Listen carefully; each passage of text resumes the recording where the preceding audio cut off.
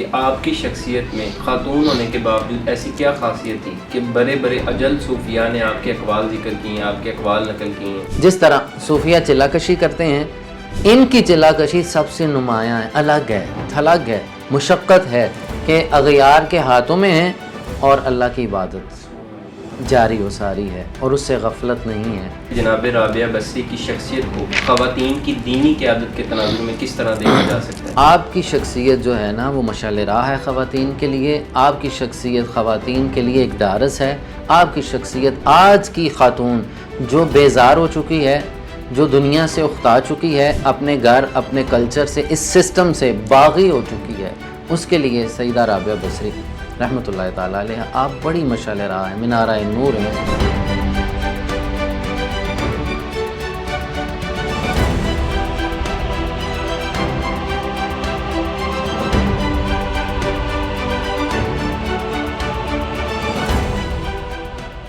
السلام علیکم ناظرین، پروگرام صوفیزم میں میں ہوں آپ کا میزبان حافظ عبدالرحمن۔ ناظرین، جیسا کہ آپ کو معلوم ہے کہ ہم حقیقی اولیاء کی حقیقی تعلیمات آپ تک پہنچانے کی کوشش کر رہے ہیں۔ اللہ رب العزت ہمیں اس مقصد میں کامیابی عطا فرمائے۔ ناظرین، آج ہم جس پرفتن دور میں جی رہے ہیں، آج کی خواتین کے کئی مختلف رول ماڈلز ہیں۔ کسی کی رول ماڈل کوئی ایکٹریس ہے، کسی کی رول ماڈل کوئی دنیا کے مختلف عہدوں پر فائز لوگ ہیں۔ آج ہم ایک ایسی شخصیت کا تذکرہ کریں گے جو حقیقت میں تاریخ اسلام میں ایک رول ماڈل کی حیثیت رکھتی ہیں، اور ان کا نام نامی اس میں گرامی حضرت رابعہ بصری رحمۃ اللہ علیہا۔ آپ وہ شخصیت ہیں جنہوں نے تصوف کی دنیا میں انقلاب برپا کر دیا، خاتون ہونے کے باوجود بڑے بڑے صوفیاء کو پیچھے چھوڑ دیا۔ آپ کے اقوال کو، آپ کی سیرت کو، آپ کے کردار کو بڑے بڑے صوفیاء نے اپنایا اور لوگوں کو تبلیغ کی، لوگوں کو اس پر عمل کرنے کا درس دیا۔ آج ہم بات کریں گے جناب رابعہ بصری رحمۃ اللہ علیہا پر۔ میرے ساتھ موجود ہیں ڈاکٹر عابد علی قادری صاحب۔ ڈاکٹر صاحب السلام علیکم۔ جی وعلیکم السلام ورحمۃ اللہ۔ ڈاکٹر صاحب، حضرت رابعہ بصری رحمۃ اللہ علیہا ایک عظیم خاتون گزری ہیں، آپ ان کا مختصر تعارف بیان فرما دیں۔ الحمدللہ والصلاۃ والسلام علی رسول اللہ۔ آج کے دور پرآشوب کے اعتبار سے حضرت رابعہ بصری رحمۃ اللہ تعالیٰ علیہ آپ کا تذکرہ پاک بہت ضروری ہے۔ یہ وہ ہستی ہیں کہ جن کے تذکار بڑے بڑے کبار صوفیاء نے اپنی اپنی نورانی تصنیفات کی زینت بنایا ہے۔ تو اس سے ہمیں آپ کے قد کاٹ کا پتہ چلتا ہے، آپ کے علمی روحانی مقام کا پتہ چلتا ہے، اور جو آپ کی شخصیت کا اعلیٰ درجہ ہے اس سے اس چیز کا بھی ہمیں پتہ چل رہا ہے کہ حضرت خواجہ فرید الدین عطار جیسی ہستیاں، حضرت سفیان ثوری جیسی ہستیاں، حضرت امام احمد بن حنبل جیسی ہستیاں آپ کے اقوال کو نقل فرما رہی ہیں۔ کچھ یوں ہے کہ پہلی صدی کا ہی دور چل رہا ہے، 90 یا 95 کے اعتبار سے مختلف روایات کے مطابق آپ کی ولادت ہے، اور آپ کی ولادت بھی بڑی حسین ایک واقعہ ہے جو کتابوں میں ملتا ہے، جس کے حوالے سے آپ کے والد گرامی فرماتے ہیں کہ جس روز آپ نے آنا تھا، رابعہ نام اس لیے رکھا کہ آپ کا چوتھا نمبر ہے، تو آنے سے پہلے گھر میں کچھ ظاہری معاملات ایسے تھے کہ فاقہ کشی چل رہی ہے۔ ہمسائے میں گیا تو کھانے کے لیے کچھ اہتمامات کے لیے کچھ مانگنے گیا تو اس نے دروازہ نہ کھولا، تو وہ خود بھی بہت بڑے ولی اللہ تھے، اپنے آپ کو ملامت کرتے ہوئے کہنے لگے جو ایک در کو چھوڑ کے دوسرے در پہ جاتا ہے اس کے ساتھ ایسا ہی ہونا چاہیے۔ اسی بے چینی بے قراری میں آنکھ لگ جاتی ہے۔ عالم رویا کے اندر آقا کریم صلی اللہ علیہ وسلم کی زیارت سے مشرف ہوتے ہیں، اور آ کے پھر میرے آقا کریم صلی اللہ علیہ وسلم نے فرمایا اے اسماعیل پریشان نہ ہو، یہ جو بیٹی آ رہی ہے یہ تمہارے لیے باعث رحمت ہے، اور اٹھو اور اپنے علاقے کے بادشاہ کے پاس چلے جاؤ جس کا کتابوں میں نام عیسیٰ ملتا ہے، ان سے جا کے کہو کہ تم روز میرے بارگاہ میں درود و سلام بھیجتے ہو اور شب جمعہ میں 400 مرتبہ تمہارا ہدیہ آتا ہے، اس بار شب جمعہ میں تمہارا ہدیہ درود نہیں پہنچا، اور جا کے اسے پیغام دو اور وہ تمہاری ہیلپ کرے گا۔ بادشاہ کے پاس پہنچتے ہیں۔ مختصر یہ ہے کہ بادشاہ جب یہ پیغام سنتا ہے تو وہ پہچانتا اس لیے کیونکہ راز تھا، کسی کو معلوم نہیں تھا۔ اس نے جب یہ خوشخبری سنی کہ میرا تذکرہ حضور کے بارگاہ میں اور میرا درود حضور کے بارگاہ میں مقبول ہو رہا ہے، تو اس نے بہت زیادہ خیرات کی اور 400 درہم آپ کو بطور ہدیہ پیش کیے۔ آپ واپس تشریف لاتے ہیں تو پھر حضرت رابعہ بصری دنیا میں تشریف لے آتی ہیں۔ پھر یہ سلسلہ 11 سال تک کم و بیش چلتا ہے۔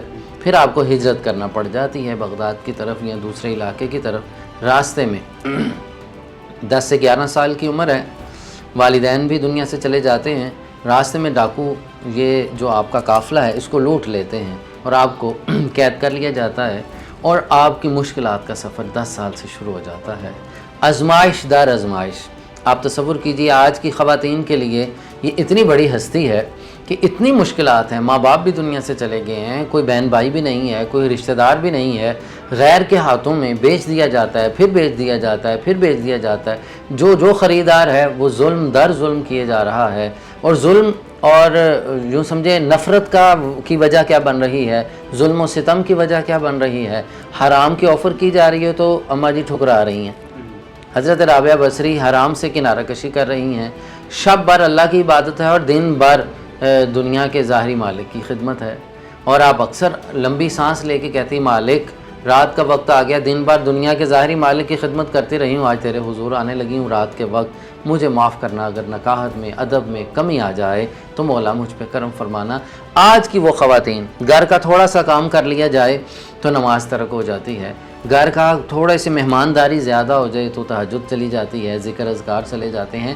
میں ان بہن بیٹیوں سے گزارش کر رہا ہوں کہ قید خانے میں ہیں، کسی کے ہاتھ میں غلام بن چکی ہیں، اور اس کے باوجود بھی سارا دن مشقت بھی برداشت ہے اور ساری رات اللہ کی عبادت بھی جاری و ساری ہے۔ پھر آپ کے متعلق ملتا ہے کہ شب بھر اللہ کے حضور حاضری ہے، اور بڑا ہی خوبصورت جملہ ہے، رات ہوتی تو یہ آج کی خواتین کے لیے اور مردوں کے لیے بھی، سالکان طریقت کے لیے بہت بڑا جملہ، مولا رات بیت گئی، ستارے چھپ گئے، سونے والے سو چکے، دنیا کے بادشاہوں نے دروازے بند کر لیے، میں تیری بندی تیرے دربار میں کھڑی ہوں کہ تیرا دروازہ کبھی بند نہیں ہوتا، مولا مجھے اپنی رحمت کی خیرات عطا فرما۔ یہ ہے سیدہ رابعہ بصری کا آغاز ہے، یہ آپ کی مجاہدات ہیں۔ جس طرح صوفیہ چلہ کشی کرتے ہیں، ان کی چلہ کشی سب سے نمایاں ہے، الگ ہے، تھلگ ہے، مشقت ہے کہ اغیار کے ہاتھوں میں ہے، اور اللہ کی عبادت جاری و ساری ہے، اور اس سے غفلت نہیں ہے، اللہ کی عبادت استقامت دوام استمرار کے ساتھ جاری و ساری ہے۔ ڈاکٹر صاحب یہ بتائیں کہ حضرت حسن بصری رحمۃ اللہ علیہ کے بزرگ گزرے ہیں، اور یہ جناب رابعہ بصری علیہ رحمہ، تو کیا ان کا آپس میں کوئی تاریخی تعلق ہے؟ بسا اوقات آپ کی شخصیت کو جب ذکر کیا جاتا ہے تو واعظین کو میں نے دیکھا ہے کہ حضرت حسن بصری کا تذکرہ کرتے ہیں، بہت سے واقعات کو امام حسن بصری کو حضرت رابعہ بصری سے ملا دیا جاتا ہے۔ اگر ہم تاریخی یا تحقیقی دنیا میں دیکھیں تو یہ دونوں ہستیوں کی آپس میں ملاقات نہیں ہے، علاقہ ایک ہے، بصرہ سے تعلق ہے دونوں ہستیوں کا، لیکن یوں دیکھیے آپ کا جو امام حسن بصری رضی اللہ تعالیٰ عنہ، آپ کا وصال پاک 110 ہجری میں ہے، تو حضرت رابعہ بصری کی ولادت 90 یا 95 میں ہے، 99 کا بھی تذکرہ کیا گیا ہے، بامشکل 10 سال آپ کی ایج بنتی ہے، تو لہٰذا آپس میں جب ملاقات نہیں تو پھر باقی واقعات بھی بے اثر ہو جاتے ہیں۔ ڈاکٹر صاحب یہ بتائیں کہ جناب رابعہ بصری کی شخصیت کو خواتین کی دینی قیادت کے تناظر میں کس طرح دیکھا جا سکتا ہے؟ یعنی آپ ایسی عظیم شخصیت گزری ہیں جو قائد کی حیثیت رکھتی ہیں۔ جی بالکل، آپ کی شخصیت جو ہے نا وہ مشعل راہ ہے خواتین کے لیے، آپ کی شخصیت خواتین کے لیے ایک ڈارس ہے، آپ کی شخصیت آج کی خاتون جو بیزار ہو چکی ہے، جو دنیا سے اختا چکی ہے، اپنے گھر اپنے کلچر سے، اس سسٹم سے باغی ہو چکی ہے، اس کے لیے سیدہ رابعہ بصری رحمۃ اللہ تعالیٰ علیہ آپ بڑی مشعل راہ ہیں، منارہ نور ہیں۔ یوں دیکھیے ماں باپ بھی چلے گئے ہیں، گھر والے خانوادہ سب ترک ہو چکا ہے، غلامی کی زندگی ہے، پھر بھی استقامت ہے، نہ شکری نہیں ہے زبان پہ، شکوہ و شکایت نہیں ہے۔ آج کی خواتین کو ساری سہولیات ملتی ہیں، صرف خواہشات پوری نہ ہونے کی وجہ سے وہ اپنے شوہر کو چھوڑ دیتی ہے، اپنے ماں باپ کو چھوڑ کے چلی جاتی ہے، اپنے بچوں کو اپنی فیملی کو ترک کر کے کسی اور کا ہو جاتی ہے، صرف خواہشات پوری نہ ہونے کی وجہ سے۔ تو یہاں تو سیدہ رابعہ بصری کو ہم پڑھتے ہیں تو حضرت یہاں تو خواہشات تو دور کی بات، ضروریات بھی پوری نہیں، کئی روز تک فاقہ کشی ہے، کئی روز تک پانی میسر نہیں آ رہا، اور پھر بھی تہجد قضا نہیں ہو رہی، پھر بھی نماز قضا نہیں ہو رہی، اللہ کے بارگاہ میں حاضری اور ذکر اذکار بھی قضا نہیں ہو رہے۔ آپ کی شخصیت کو جب ہم دیکھتے ہیں تو 3 چیزیں نمایاں ہیں۔ حضرت رابعہ بصری نے دنیا تصوف میں جو اپنا مقام پیدا کیا ہے، ان میں جو نمایاں چیزیں آپ کے ہمیں نظر آتی ہیں، ان میں محبت الہی، سبحان اللہ، جس ڈب سے جس انداز سے انہوں نے عشق الہی کمایا ہے، ہمیں بہت کم ملتا ہے، اور دوسرا اخلاص، آپ کی ہر گفتگو میں اخلاص کا درس ہے، پھر تیسرا ترک دنیا۔ یہ تین چیزیں نمایاں ہیں، اور آج کی عورت اور آج کی خاتون بھی صرف ترک دنیا پہ ہی عمل کر لینا تو اس کے سارے معاملات خود بخود ٹھیک ہونا شروع ہو جائیں گے۔ اس کی طبیعت میں ٹھہراؤ بھی آئے گا، اس کے مزاج میں، فکر سوچ میں بھی ٹھہراؤ آئے گا کہ یہ دنیا فانی ہے، اس میں ضروری نہیں کہ آپ کی ہر خواہش پوری ہو، ضروریات بھی کبھی کبھی نہیں پوری ہوتی ہیں، وہ اللہ کا ایک نظام ہے، اپنے رب سے مانگیں۔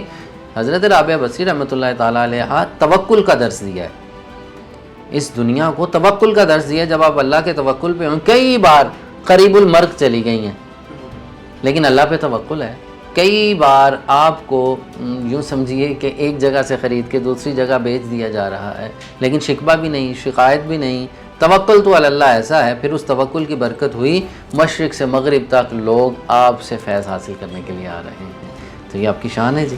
ڈاکٹر صاحب یہ بتائیں کہ آپ کی شخصیت میں خاتون ہونے کے باوجود ایسی کیا خاصیت تھی کہ بڑے بڑے اجل صوفیاء نے آپ کے اقوال ذکر کیے ہیں، آپ کے اقوال نقل کیے ہیں؟ جی جی، آپ کے دور پاک میں بھی بڑے بڑے صوفیاء آپ کی مجلس کی زینت بنا کرتے، حضرت سفیان ثوری جیسی ہستیاں۔ اب جب آپ بات کرتے ہیں، صوفیاء میں بھی درجہ بندی ہوتی ہے، علماء میں بھی درجہ بندی ہوتی ہے، عام بندوں میں بھی درجہ بندی ہوتی ہے۔ اللہ تعالیٰ نے قرآن عزیز میں یہ جو فرمایا نا، وہ فوق کل ذی علم علیم، یہ اللہ کا ایک نظام ہے۔ حضرت سفیان ثوری جیسی ہستیاں تصوف کے اعلیٰ درجے پہ متمکن ہو کے اعلیٰ درجے کی گفتگو کرتے ہیں، لیکن حضرت رابعہ بصری جب گفتگو کرتی تو وہ اس سے بڑھ کے ہو جاتی۔ محمد بن واسع جیسی ہستیاں آگے حیرت زدہ ہیں کہ یہ کیا معاملہ ہے۔ حلیۃ الاولیاء کے اندر آپ کے اقوال آپ کو مل رہے ہیں۔ تو آپ دیکھیے، ایک روز حضرت سفیان ثوری رحمۃ اللہ تعالیٰ نے دعا دی۔ اب آپ کی شخصیت کا قد کاٹ دیکھیے گا، علمی مقام، روحانی مقام دیکھیے گا، اور دعا کیا دی؟ اللہ آپ کو سلامت رکھے۔ تو رونے لگی۔ میں سلامتی تو یہ ہے کہ اس دنیا میں دنیا کی ہر چیز غائب ہو جائے اور اللہ رہ جائے۔ آپ کی روحانیت کا مقام دیکھیے۔ حضرت محمد بن واسع فرماتے ہیں، کسی نے پوچھا آپ شیطان سے نفرت کرتی ہیں؟ میں شیطان کو تو نہیں جانتی۔ رحمان کی محبت اس دل میں اتنی زیادہ ہے کہ مخلوق کی دشمنی کی جگہ نہیں اندر۔ اللہ اکبر۔ آپ دیکھیں، سمجھانے کا انداز دیکھیے، بولنے کا انداز دیکھیے کہ اپنے دل کو اللہ کی محبت سے اتنا معمور کر دیا، اتنا معمور کر دیا۔ جواب کچھ اور بھی دیا جا سکتا تھا، لیکن روحانیت کے جو اعلیٰ مقام پہ ہوتے ہیں ان کی گفتگو بھی اعلیٰ ہوتی ہے۔ کلام الامام امام الکلام، یہ معاملہ ہوتا ہے۔ اسی طرح گفتگو جاری ہے۔ شکر کیا ہوتا ہے؟ تو کچھ لوگ بغداد سے ملنے کے لیے آئے درویش، تو کہنے لگے جی کیا معاملات چل رہے ہیں؟ تو حضرت رابعہ بصری سے انہوں نے کہا جی اللہ کا شکر ادا کرتے ہیں، مل جائے تو شکر ہے، نہ ملے تو صبر کر لیتے ہیں۔ میں یہ تو ہمارے علاقے کے کتے بھی کرتے ہیں، تم نے کیا کمال کیا؟ میں جو نہ ملے تو اللہ کا شکر ادا کریں، مل جائے تو اللہ کی مخلوق پہ بانٹ دیا کرتے ہیں۔ یہ ان کا انداز ہے۔ اور آپ فرمایا کرتی تھی کہ دنیا کی محبت تمام خطاؤں کی جڑ ہے، اور اللہ کی محبت خیر بلائی کا سرچشمہ ہے۔ تو اسی طرح کئی واقعات آپ سے ہمیں ملتے ہیں۔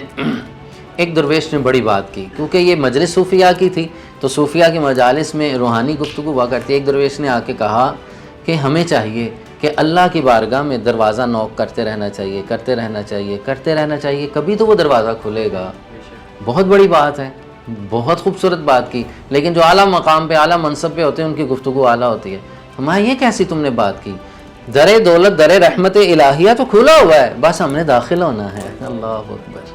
یہ نہیں کہا کہ ہاں تم اچھی بات کر رہے ہو، میں نہیں، اس بارگاہ میں یہ معاملہ نہیں ہوتا، اس کا دروازہ بھی کھلا ہے، تم داخل نہیں ہو رہے، تمہاری طرف سے تاخیر ہے، اس کی طرف سے نہیں، جب مر جاؤ گے پھر بند ہوگا۔ یہ انداز ہے۔ بڑا مشہور واقعہ، علماء اس کو بڑا کوٹ کرتے ہیں اور بیان بھی کیا جاتا ہے محبت کے باب میں، کہ محبت کیا ہے۔ یہ درس دیا ہے جو اخلاص ہے، اللہ کی بارگاہ میں اللہ سے محبت کا جو درس ہے وہ یہ ہے۔ یہ جو مشہور واقعہ، آپ جذب کی کیفیت ہے، مانتی ہیں کہ میں جی چاہتا ہوں ان کے مسلح چھین لوں جو جنت کی محبت کی طلب میں عبادت کرتے ہیں۔ وہ کیوں بھئی؟ ایسا کیوں؟ حالانکہ جنت کے لیے دعا کرنا تو حلال ہے، لیکن وہ مقام اعلیٰ ہے، اس مقام پہ جا کے ماں سوا اللہ کچھ نظر نہیں آتا۔ کسی نے خواب میں دیکھا آپ کو کہ کیا ماجرا ہوا، ہمارے فرشتوں نے سوال کیا، یہ اپنا اپنا مقام ہے، اس پہ اعتراض نہیں ہونا چاہیے۔ مایا کہ انہوں نے جب پوچھا تمہارا رب کون ہے، فرمایا میں نے سوائے اپنے رب کے پوری دنیا، پوری زندگی میں سوائے رب سے کسی سے محبت نہیں کی۔ ہر وقت اس کی محبت سے معمور ہوں.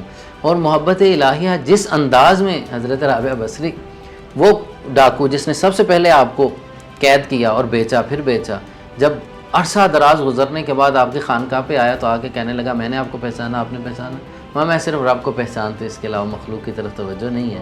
اس نے کہا جی میں ڈاکو ہوں، میں نے آپ کو سب سے پہلے جو قید کیا تھا، مجھے معافی مل سکتی ہے؟ میں جب رب بندوں کو معاف کر دیتا ہے تو میں کون ہوں معاف کر؟